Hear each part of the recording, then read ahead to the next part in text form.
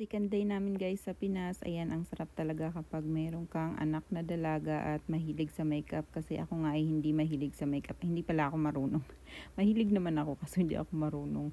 Kaya ayan, nagpaturo kay Ashley maglagay ng kilay. So si Tad naman guys ay sanay na yan sa amin. Hindi yan siya nagre-reklamo kahit matagal kami magbihis or mag-inarte-arte kami dyan. Hindi yan siya nagre-reklamo kasi sanay na yan sa mga anak niya.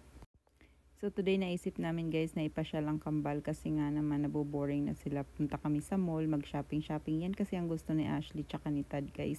Kaya pag napapansin nyo, pag nagbabakasyon kami, yan talaga yung madalas namin gawin kasi yan talaga ang hilig nila. At si Ashley kasi hindi yan siya mahilig sa mga outdoor activities. So kung nakikita nyo sa mga vlog, hindi siya masyadong sumasama sa amin. Ang hilig lang niyan ay shopping. Kaya ayan, gustong gusto niya mag-shopping dito sa Pinas. Pero ang naisip namin today ay ipasyal namin ang Kambal para naman hindi sila maboard. At ayun nga, nakahanap kami ng pupuntahan, nag-research si Tad at nakita niya yung Manila Ocean Park. Hindi ko rin naman alam guys ang Manila Ocean Park. First time ko rin makapunta dito. So ayan, nag-book lang ako sa Grab. Buti na lang may Grab na.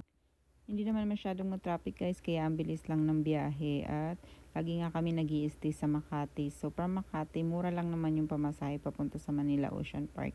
Ayan nga, meron pa rin kaming jet lag. Ang Kambal ay pagod na pagod pa rin pero nakatulog naman ng maayos kagabi. Kaso nga lang maaga nagigising ay nag-a-adjust pa rin kaya ayun, nakatulog si Dawson sa sasakyan.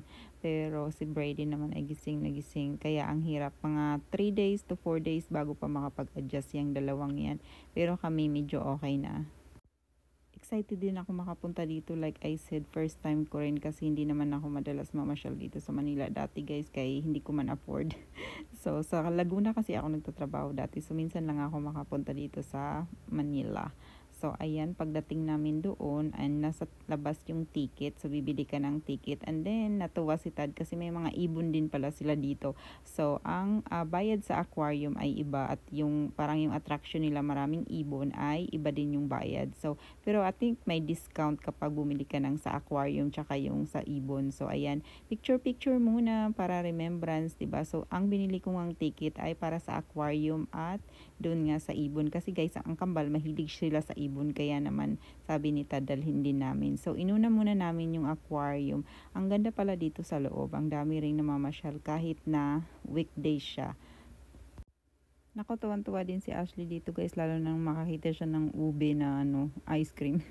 Nagpapili ka agad at marami nga naman silang nakikita na mga animals at mga isda na wala sa US. So ito pa yung nakakaloka guys, pagkatapos namin dito sa loob ng aquarium, marami rin silang mga attraction dito, pero yung pinaka-paborito namin yung penguin. Kung gusto nyong mag-feed ng isda sa penguin, mayroon nga lang extra na bayad, tsaka may picture pa. So tsaka may bayad din yung picture, pero ang cute naman at kakaibang experience. Tuwan-tuwa si Ashley tsaka si ang Kambal. Si Tad hindi sumama kasi hindi kami kasya. So ayun na nga guys, pagkalabas namin dito ay dumiretso na kami sa ibon, doon sa attraction na maraming ibon. Tapos pagdating namin doon, ayaw kami papasukin ng kuya na nagbabantay doon kasi ang amin daw ticket ay na-scan na. So sabi namin, hindi pa naman kami nakakapunta dito. So sabi ko, hindi na kami ayaw niya rin yun.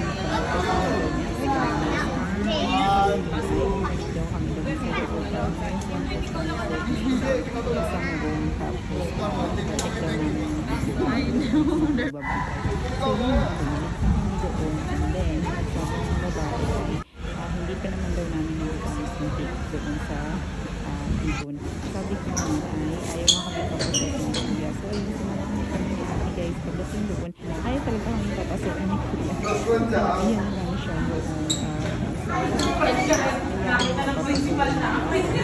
Nakikiling-iling talaga si kuya. Ayaw mo talaga yung papasok. Nagamit ko lang yung nakakaloka lang yun. Pagbinta lang pa kami. Pabalik-balik kami doon sa ibon. Hindi pa kami. So I give power para magpapalik kapag pala ay nakapasok. Bawal naman balik. So ayun na, overall nag-enjoy naman kami guys. Maybe it's over there. Oh, I see it. It's over there. There. No, how? I don't see where you're playing. There, you have to tell them.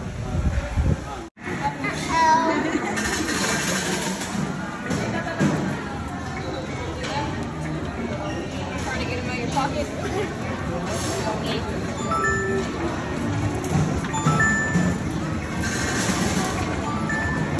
My gray one looks easy.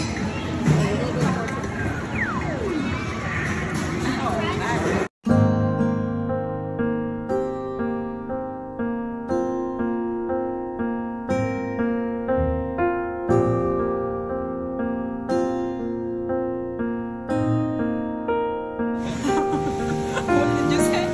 The whole thing. So it looks like you got the whole thing right there.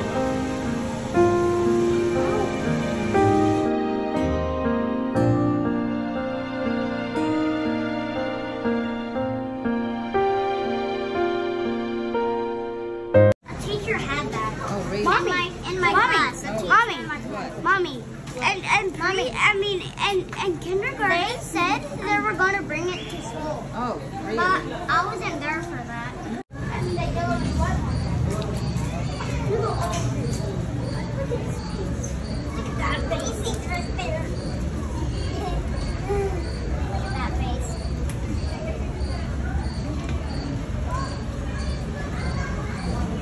It's moving. Oh, look at this.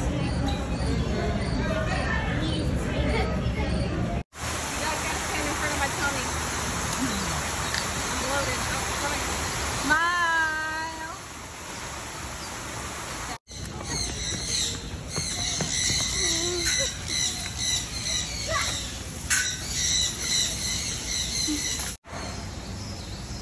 Mommy, can flamingos fly? Yeah. Do you want one? Do you want to hold one? Huh? Dos, do you want to hold one? Or you just on the wall. Ding it all. Come on, just leave it there. Just leave it there. Ah! Ate Ashley takot sa ibon.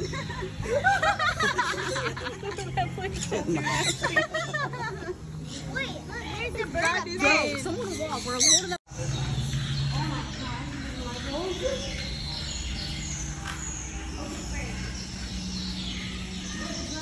Why are you scared?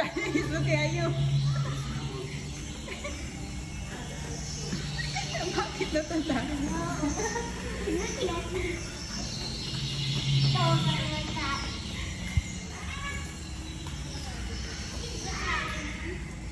He's looking at you now. Stand right here. Ate wants to take a picture. Smile.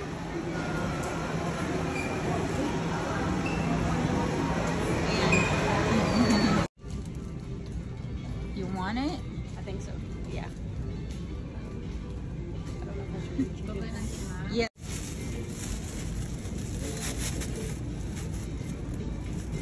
What are you doing with my wallet? Don't eat it. Don't drop it. Thank you.